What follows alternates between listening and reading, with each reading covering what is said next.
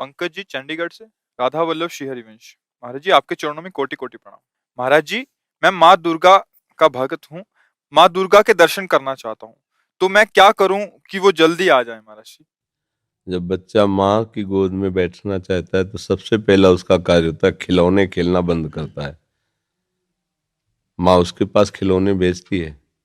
जितना वो माँ की तरफ बढ़ने की कोशिश करेगा, माँ कार्यरत है तो उसे खिलौना भेजेगी, दे दो ये सब।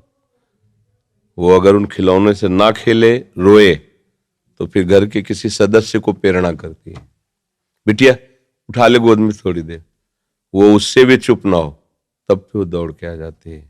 भाव, पहले हमको इन भोगों का त्याग करना होगा जिन भोगों में हम खेल रहे हैं। फिर हमारी अनुकूल मांगे हमारे सामने आएंगी, मां से ना मिलने के लिए बाधा बनकर। हम उन मांगों को भी जो सोचा था, चाहा था, वो मिले पर हम उसे स्वीकार न करें और रोते ही रहें, तो फिर मां नहीं रुक सकती। वो तो वात्सल्य में कुपुत्रो जायते क्वचिदपि कुमाता अनुभूत। फिर वो आकर के साक्षात, पहले हमारी सामर्थ्य तो होनी चाहिए माँ के दर्शन हो। हमारी माँ कोई प्राकृतिक माँ है क्या? आद्या शक्ति अनंत महामहिम है। वो ऐसी थोड़ी कि प्राकृतिक नेत्रों से ऐसे, जैसे अपनी अम्मा को ऐसे देख लेते हैं ऐसे। वो केवल तुम्हारी माँ थोड़ी, जगत माता है और वो आद्या शक्ति है, ईश्वरी है। कोई ऐसे थोड़ी कि ऐसे देख लोगे।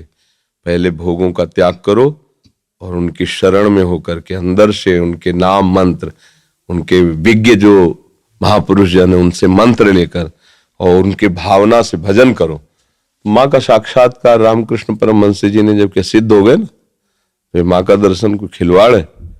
फिर कृष्ण और काली में कोई अंतर थोड़ी उन्हें दिखाई दे रहा था, पूरा जगत उन्हें भगवत स्वरूप नजर आया। तो माँ का साक्षात्कार मतलब ब्रह्म साक्षात्कार। माँ कोई प्राकृतिक माँ थोड़ी है कि ऐसे ही गोद में बैठ जाओगे। उसके लिए ब्रह्म स्वरूप होना पड़ेगा, समस्त विकारों का त्याग करके केवल माँ की प्राप्ति के लिए। तो चाहे श्री कृष्ण प्राप्ति के लिए, चाहे माँ की प्राप्ति के लिए, वही प्रभु बने हुए हैं सब रूपों में।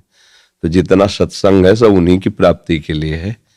आप पहले तो विकारों से बचिए, ब्रह्मचर्य का पालन कीजिए, खूब नाम जप कीजिए और लक्ष्य बनाइए कि देवी जो सर्वभूतों में व्याप्त शक्ति है, मैं उसका अनुभव करना चाहता हूं। वो आ जाएंगी, कृपालु हैं, कृपा करके दर्शन दे। देवी प्रपन्नार्थ हरे प्रसीद, प्रसीद मातर जगतो खिलस्य, प्रसीद विश्वेश्वरी पाहि विश्वम, त्वमीश्वरी देवी चरा चरस्य। हे देवी आप ही चराचर रूप में विराजमान हो।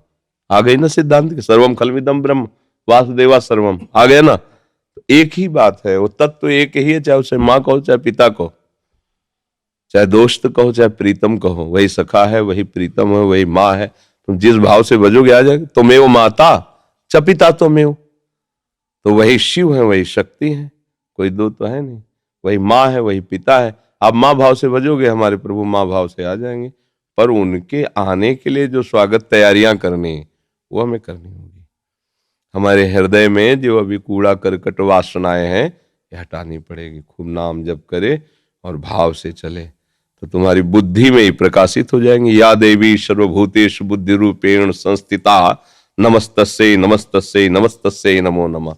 विराजमान हो जाएंगे बुद्धि में। देख मैं आ गई। उनके प्रचंड तेज को कोई सह सके नहीं। जब तक भजन के द्वारा अंतःकरण निर्मल, उनके प्रचंड तेज को सह सकते हो। वो शिव शक्ति है, अम्बा है, आद्या शक्ति है। और एक अंश में सूर्य विद्यमान, आंख मिला के देखो 12 बजे दोपहर के, और अनंत सूर्यों जैसी कांति मां भगवती की है, महाबलशाली। त्रिभुवन में कोई पैदा नहीं हुआ कि अपने रूप स्वरूप में आ जाए, उनसे आंख मिला ले कोई। भगवान शंकर भी चरणों में लौट गए नहीं लौट गए। ये बात ध्यान रखना कि ये माँ कोई ऐसी माँ नहीं है प्राकृतिक, ये आद्या शक्ति चिदानंद माँ है। ये ऐसे थोड़ी सी चुनरी और नारियल चढ़ाने से तुम्हारी कामनाओं की तो पूर्ति कर देगी, लेकिन साक्षात्कार होने के लिए फिर अपना अस्तित्व मिटाना होगा, अपने अस्तित्व का बलिदान करना होगा। अस्तित्व का बलिदान, पूर्ण समर्पण और उन्हीं का केवल चिंतन, आ जाएंगी। क्योंकि वही है, दूसरा कोई है नहीं हमारी दृष्टि में। सब एक ही परमात्मा है, उसे किसी भी नाम रूप से आप पूज कर प्राप्त कर लो, वही है, दूसरा कोई है नहीं। समझ गए?